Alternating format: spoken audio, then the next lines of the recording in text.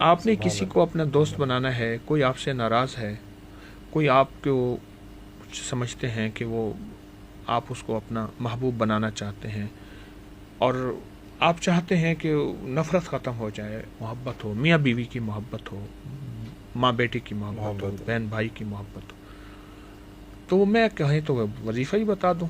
سر آپ مٹھائی سامنے رکھیں، کوئی بھی میٹھی چیز ہو، وَأَلْقَيْتُ عَلَيْكَ مُحَبَّةً مِّنِّي، اس کو سامنے رکھ کے 12 تسبیحاں پڑھیں. 12 تسبیح وَأَلْقَيْتُ 1200 ٹائمز. جی، اول آخر 12 دفعہ درود پاک. سخت تصور کریں میاں بیوی کی محبت ہے، بہن بھائی کی محبت ہے، اللہ اولاد نافرمان ہے، ماں باپ سے محبت نہیں کرتی، بے ادبی بے قدری کرتی ہے، اور آپ سمجھتے ہیں کہ نند ساس سسر گھر میں جو اکثر الجھاؤ ہوتے ہیں، تو اس کے لیے میٹھی چیز پہ یہ وَأَلْقَيْتُ عَلَيْكَ مُحَبَّةً مِّنِّي، یہ قرآن پاک کی آیت ہے. اس کو 12 دن، 21 دن یا 40 دن 40 دن. اللہ مٹھائی پہ پڑھیں، چینی پہ پڑھیں، کوئی میٹھی چیز ہو، اور اس کے بعد اس کو کھلا دیں. اس کے بہت نتائج ہیں. اچھا، آپ نہیں کھلا سکتے وہ میٹھا، آپ خود اس کی نیت کر کے کھا لیں.